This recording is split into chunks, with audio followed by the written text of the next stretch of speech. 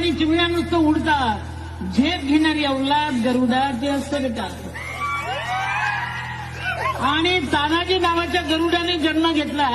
तुम्हाला विनंती आहे सगळ्या कार्यकर्त्यांना, बेटा त्याचे पंख जखमी होणार नाही याची काळजी घ्यावी.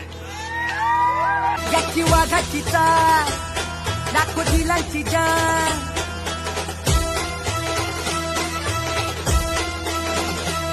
याची वाघाची चाल